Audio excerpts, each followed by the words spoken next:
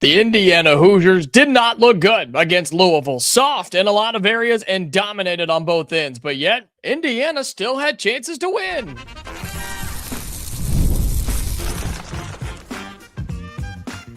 You are Locked On Hoosiers, your daily podcast on the Indiana Hoosiers. Part of the Locked On Podcast Network, your team every day. Welcome, and it is the Locked On Hoosiers podcast. I'm your man, Jacob Goins. I appreciate you being here, making this your first listen or your first watch every single day. We are part of the Locked On Podcast Network, which is your team every day. This is a live edition of Locked On Hoosiers here on the YouTube side. And for those of you listening back on audio later, thank you so much for tuning in there as well. Our first of two live shows today, talking Indiana basketball right now. Of course, we'll talk Indiana football coming up in just a little bit, as the Hoosiers and head coach Darren DeVries on the hardwood fall to Louisville 87-78. And plain and simple, Indiana was soft today. Got bullied on both ends of the floor. You give up a 16-0 run to start the game, and yet you still had chances to win. We're going to talk all about that today. We'll talk about how Indiana just couldn't get out of their own way for most of it. And if you don't give up a huge lead at the start, you may have actually pulled off a pretty remarkable upset. Plus, we'll do everybody's favorite likes and dislikes at the end of the show as well. So thank you so much for being here already. Make sure you drop your thoughts in the YouTube comments. I want to see and hear what you have to say as Indiana basketball falls to Louisville in downtown Indianapolis 87-78. We'll look through some stats and things as well, but man, Indiana was just out of sorts for this entire game, and it took you 6.5 minutes to get your first points. You go down 16-0 to a top 10 team in college basketball, and it's almost like it's hard to come back from that, right? And Indiana still found ways to keep it close. They found ways to not get put away early, or I guess get put away down the stretch, and you could have easily lost this game by 30 or 40 points if you had just given up. But I will give Indiana credit for continuing to fight, continuing to at least try, right? Wasn't pretty by any means, but you at least had some effort in certain areas. But man, Louisville knocked you around for 40 minutes of this basketball game. I mean, they wanted it more. They were more physical. They were more talented. They were better coached. I mean, that every aspect of the game, Louisville was better than you today. And I cannot get over just the lack of offensive production on this team when there's heavy pressure on the basketball. Like, Indiana just locks up. When there's a team on defense, we saw it against Minnesota, and we saw it even more against Louisville. When a team presses on this Indiana team, when the ball's on the perimeter, the Hoosiers have no idea what to do. They lock up, they shut down, and the offense is stagnant. It stalls out. There is nothing they can do. And I don't understand how you let a team be more physical than you on both ends of the floor, because that's what Louisville did today. It's exactly what they did. They hit you on offense, and they buried you on defense. That's what happened, and Indiana crumbled. But yet you still had chances to win this basketball game. And you tried to work it down low. You actually had a decent amount of paints. Wow. Let me try that one more time. You actually had a decent amount of points in the paint, but I don't know where they came from, to be completely honest with you, because every time you dump the basketball down to Reed Bailey or to Sam Alexis, they're immediately looking to pass it back out to the perimeter. I've never seen bigs be so scared to go to the basket in my entire life. And Louisville completely shut down Indiana's high ball screen action, and that's about all the Hoosiers have on offense. And so you still found a way to keep it close, thanks to Nick Dorn going off for, 18 points in the second half? Is that what he ended up with, 15 in the second half? It's remarkable. We'll talk about him coming up in just a little bit. But, I mean, Indiana was dominated in this game. You were embarrassed in this game. You were simply bullied in this game, but yet you still had chances to win. I think that, at least, if nothing else, that shows the potential of what this Indiana team has. But man, you just You were not going to win this game, not playing the way you did. And shout out to that Louisville team who's extremely talented, did not play their best game. They played good in some areas, but not their best. I think they will obviously compete in the ACC. I think they'll probably be probably a top 3, top 4 seed in the NCAA tournament, and they'll have a chance to make a run in March. But man, Indiana has got to figure some things out. Indiana's got some major, major issues. Defense is lazy on the ball. There's not a whole lot of moving of the feet. There's a lot of swiping of the arms. They don't move with the pass. They don't pick up shooters. They don't find back cutters. They don't get rebounds. God, they don't get rebounds, man. And the numbers, what's crazy is you start looking at the rebounding numbers, and overall, you tied Louisville. You tied them in total rebounds at 34 apiece. Problem is, you're giving up timely rebounds. That's the big thing in this game, where you were not dominated on the boards like you have been at other times. It's just the timely rebounds. It's the ones down the stretch where you can't give up the second, third, and fourth opportunities. And it was picking and placing of those that helped Louisville win this game. And man, I don't know if I've ever seen a team come out more flat to start a game than what Indiana did this afternoon. With as many fans as you had there in your town, in your state, in one of your buildings, you just had nothing to start this game. You go down 16-0, and it was 6.5 minutes in, 13.5 minutes on the clock before you score your first point. Not even your first made field goal, your first point. You can't have that happen. And as everybody has been saying, it's almost like if you give a team a 16-point buffer, they have a good shot to win. Indiana, you lose by 9.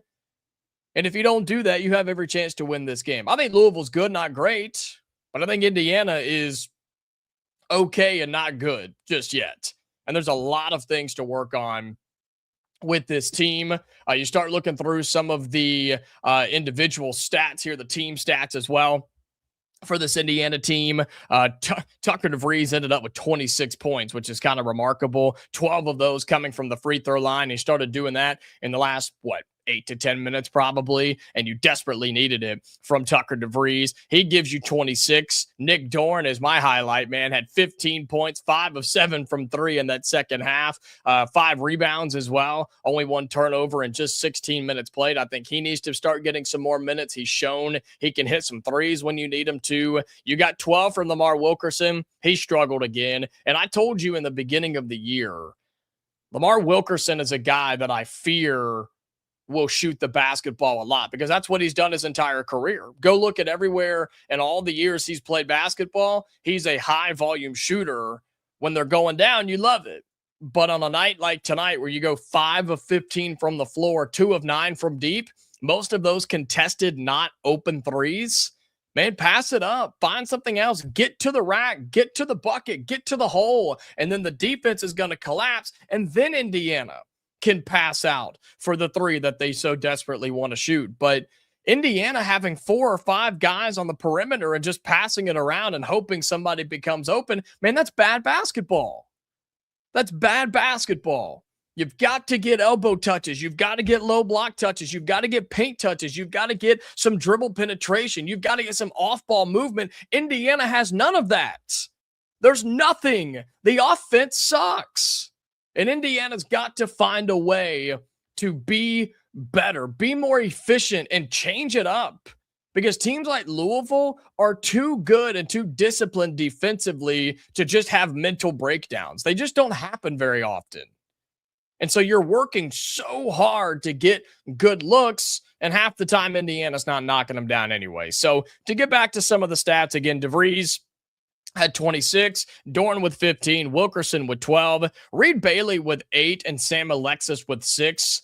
They added a couple down the stretch. At one point, they had 10 combined points. They end up with 14. I still think that's not enough. I think those guys have to be bigger impacts for this team. 14 points combined and 9 combined rebounds. I just don't think that's good enough. And I talked about how both of those guys are playing soft. Absolutely they are. Because every time they catch the basketball, half the time Sam Alexis is outside on the perimeter. And the other times it's Reed Bailey on not even the low block. He's basically on the corner of the volleyball line if it was there like on a high school floor. And immediately they're both looking to pass it back out to a guard. Neither one of those guys, Reed Bailey or Sam Alexis, neither one of them are aggressive. Neither one of them catch it and think, how can I put on a move on this guy to get to the basket, to get a layup, to get a dunk, to get fouled? That just doesn't cross their minds. And I don't know if that's the offense telling them they're not allowed to, or they're just scared to do it. But it's very aggravating to watch from Reed Bailey and Sam Alexis. And so that has to be better for Indiana. You get, 6 from Alexis, as I mentioned, 5 from Connerway. He was fine. Thought he did his job well defensively. Michael Brown Jr. ended up with 9, but 5 of those were at the free throw line down the stretch. So you did your job on him. So nothing too bad there on Tatum, that was Connerway. I guess Enright was the one guarding him, right? He only had 2 and 1 of 5 shooting. But again, Michael Brown in general didn't get all that many. 4 from Trent Sisley, right? And then 2 from Connor Enright. Team stats here for Indiana. Again, as we talk about, the Hoosiers lost 87-78 to the Louisville Cardinals. You actually, because of some made shots down the stretch, those last 5 minutes are going to kind of pad your stats a hair. Indiana shoots 41% from the floor, 32% from 3. Again, a lot of that was right there down the stretch. 15 of 19 from the line is fine. Louisville going 24 of 28 doesn't help. Again, a lot of those down the stretch too. Both had 13 turnovers. Indiana actually outscored them in the points on turnovers, which was nice, 17-11.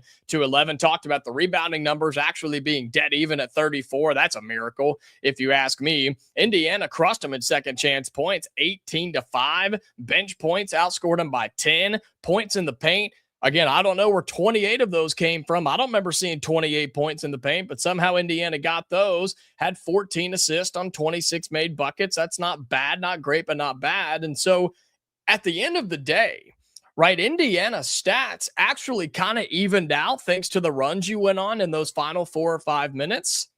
And it really does come down to a 16-0 deficit to start this basketball game. Because after that, you were just so rattled, you were so off of your game, you were so mentally checked out that you weren't able to execute the way you needed to for 40 full minutes, right? So the first 6.5, you're down 16-0. It's like, crap, well, this isn't good.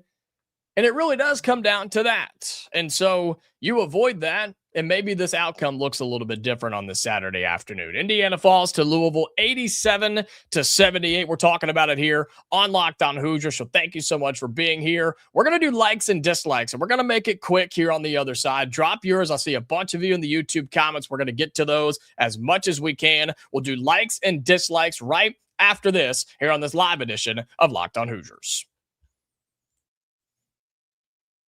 Today's live show of Locked On Hoosiers is brought to you by FanDuel. NFL Sundays move fast. One big play and suddenly everything feels different. That's what makes live betting with FanDuel so exciting. You're not just watching the game, you're reacting to it in real time.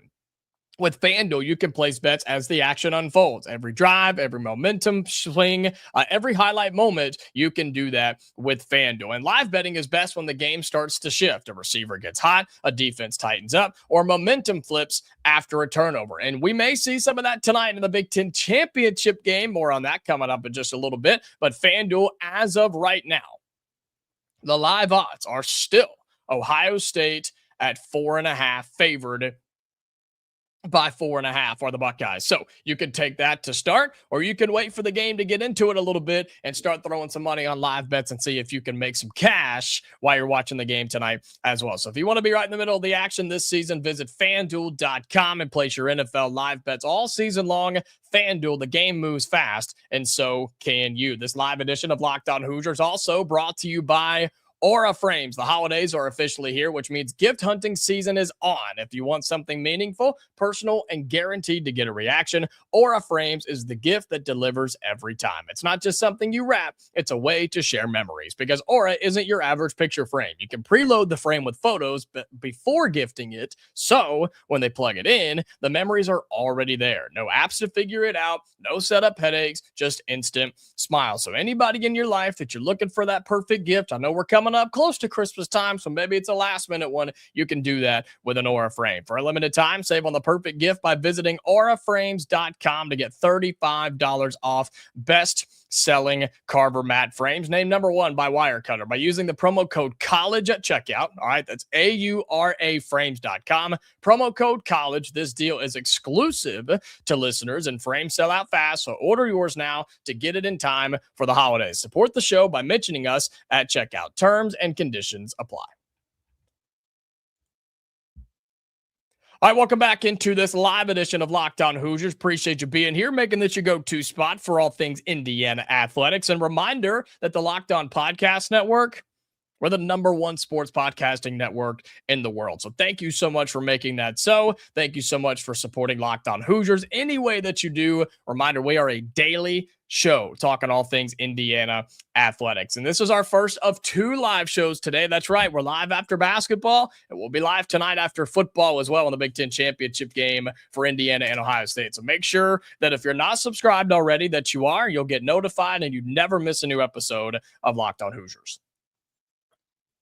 All right, let's do a quick version, okay? Quick version of likes and dislikes. It's our final segment. We do it on every live show, okay, after every football and basketball game. Drop yours in the comments. We got a bunch of people in here that we're going to go through, get your thoughts. I'll give some of my thoughts, and we'll kind of rapid fire here is what likes and dislikes is. And so I want to start right here. It says they need some big guys in the middle, and you're absolutely right. We talked about this in the preseason, right? When Indiana's roster was finalized, and it was Reed Bailey and Sam Alexis. And I like that combination. And I said that in the offseason, that I like the addition of Sam Alexis from Florida and Reed Bailey from Davidson. But a lot of people were concerned about their size and not having any other people out there, right? Not having any other dudes who had a 7-foot, a height to them, I guess. And I thought it would be okay.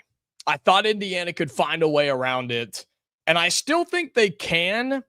But if Reed Bailey and Sam Alexis are going to play scared like they are right now, yeah, you're going to need somebody else, which obviously isn't going to happen midseason. So you might just be in trouble. So, yes, Brian, do you think we win this game if we didn't start 16-0? I don't know if Indiana wins it. But the fact that you only lost by 9 and had every chance to come back in this game, how many runs did Indiana go on in this afternoon? I mean, every time they went on a run, give Louisville credit, seems like they hit a 3, or they'd get a bucket, or they'd force a turnover, or they would do something to stop Indiana in their tracks. But man, if we don't go down 16-0, this could have come down to a final shot. This could have had a buzzer beater ending to it in downtown Indianapolis. But instead, Indiana comes out as flat as I've ever seen a team start a basketball game, and you're fighting from behind the entire time. And look, in every sport, okay, whether it's basketball, football, baseball, field hockey, doesn't matter. When you go down that big early, it changes your entire game plan. It changes your mentality completely, whether it's your passing game versus the running game in football, whether it's shooting threes or working the ball inside or trying to ramp it up, or maybe a little bit more pressure defensively in basketball, whether it's your pitcher rotation or your batting order or designated hitter in baseball. Like, you have all these different factors and a game plan and a strategy, and that's just gone when you go down 16-0. So talk about the biggest dislike of the day. It's the fact that you go down 16-0 and you didn't score for the first 6.5 minutes of the game. Biggest dislike it is, and this is the second show in a row where our likes and dislikes segment is very lopsided towards one way, and it's obviously towards the dislikes. Turnovers were not great. Again, it seemed to be the timely turnovers for this Indiana team. You had 13, so did Louisville, and you actually, like I mentioned, outscored Louisville And the points off of turnovers, 17-11. But man, how many of those 13 turnovers for Indiana do we think were unforced? Just bad passes, just lazy passes, just bad dribbling or getting stripped or things like that. I mean, just things that you can control. I guess getting stripped is more of a forced turnover, but you know what I'm saying. I'd say over half. I'd say 6, 7, 8 of them were probably unforced turnovers, which happened, but those are things you can prevent if you really try. And Indiana just couldn't get out of their own way. So that's another dislike for me. Brian also says, I hope the football team comes out better than the basketball team. I'm absolutely with you on that. Here's the thing, right? Says I wouldn't exactly call a 9-point loss a blowout. IU definitely never got close, but the blowout to me is like a 20-point loss. But it felt that way. That's the problem. And Indiana was consistently down by 15 points this entire game. Yes, the score got closer down the stretch. Again, Nick Dorn came in and hit 5 threes in the second half. That helps you. And the scoreboard looks a lot closer. The box score looks a lot closer. This is a perfect example for me of a college basketball game that the average fan who didn't watch it this afternoon, the box score viewer, will look at this and say, oh, that's a solid win for Louisville and good for Indiana for keeping it close. But most people won't know about the 16-0 deficit. Most people won't know about Tucker DeVries getting in foul trouble. Most people won't know about Lamar Wilkerson getting banged up down the stretch and having to get checked on and then come back into this game. Most people won't know about the punches that Indiana would give and then the knockout blow that Louisville would give every single time. The box score viewer doesn't see that. This was a blowout on the floor. Louisville was the better team today in every way, shape, or form. And Indiana, I liked their fight. I liked their attitude for the most part. Not to start, obviously, but the last 30 minutes of the game, yeah, absolutely. Indiana never laid down. They never died. They easily could have lost this thing by 30 or 40 points, and they didn't.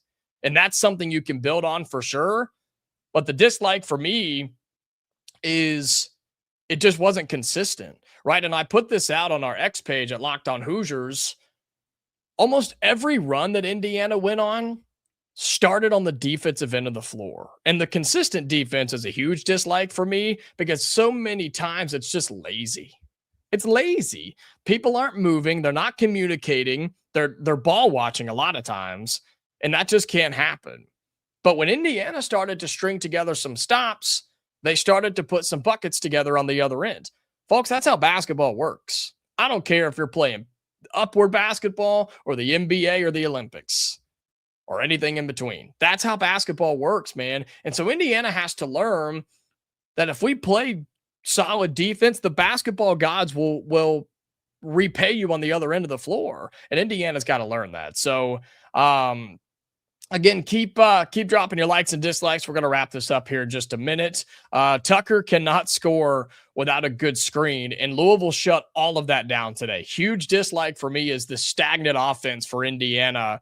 They run high ball screens. They just pass it around. They look for an open shot. There's just nothing on the inside of the perimeter, and Indiana's got to find a way to do that. I would love for Tucker DeVries to get downhill. I'd love for him to put the ball on the floor. There's no reason Lamar Wilkerson should not be putting it on the floor more than he does. Tate Connerway, where was he at today? He ended up with 5 points. Where was he at? That's a guy you need 12 or 15 points for every single night. Major dislike for me. Here we go. Yeah, right here. Can anybody drive the ball? Backdoor cuts. Where are those at? Indiana's been having those all season long, and nobody's moving without the basketball. That's a huge issue for me and a major dislike as well. Bad start. Indiana outscores them. Just think about it. IU outplays them. I know. It's just so frustrating, man. Last year's team would have lost by 30. You're absolutely right. Last year's team also would not have, what was the final 3-point stat again? Last year's team would not have hit 11 threes. Last year's team would not have taken 34 threes. Last year's team would have gone, 3 of 10, 3 of 12, maybe from downtown. And last year's team absolutely gets run out of that gym for several reasons. For the three-pointers, yes. The effort, yes. And the softness, yes. But there's just so many times in this game in particular where Louisville would throw a shoulder or would, I don't know, just would out physical Indiana, outplay Indiana, outman Indiana, and the Hoosiers didn't always have a response. Sometimes they did, sometimes they didn't. But I don't know. Those are things that you just got to find a way to fight through, because you got a lot more tough games coming up. And so, yeah, I said this earlier too. Alexis and Bailey need to be more aggressive. I'm totally with you on that. Major dislike for me is their lack of aggression, their lack of offensive mindedness, to where it's like, man, just put on a move. Catch the ball thinking you're going to score, rather than seeing the ball come to you in the air or bouncing to you and immediately thinking, okay, who can I pass this to? Who can I get this out to? How can I get this out of my hands? You're playing scared, and there's no room for that, which is odd to me because Sam Alexis had been playing really good coming into this game. So give Louisville a ton of credit, right? I liked the way they played. I like Pat Kelsey, their head coach. I like their players. Man, Conwell, that kid, that dude can play. That dude is a baller. And the fact that he was in our state and we couldn't find a way to get him here is a travesty, in my opinion. He played at Indiana State, but it is what it is. This is an interesting one. We got to start Alexis and Dorn over Bailey and Enright. I like Connor Enright defensively. I think he is your best defender on the team, which you can go into a discussion on whether that's a good thing or not. But I like Enright on the floor defensively. Nick Dorn, if he keeps shooting the way he is, he's going to get more minutes, and he should. And Sam Alexis, if he can get back to playing the way he was before tonight, I agree. I think there's a room in a world where that happens. And so a lot of people talking about Kentucky in there. They've got their own problems too. We have flaws, and that's what we'll end on. I dislike that Indiana has flaws, but what I do like is that they did not give up.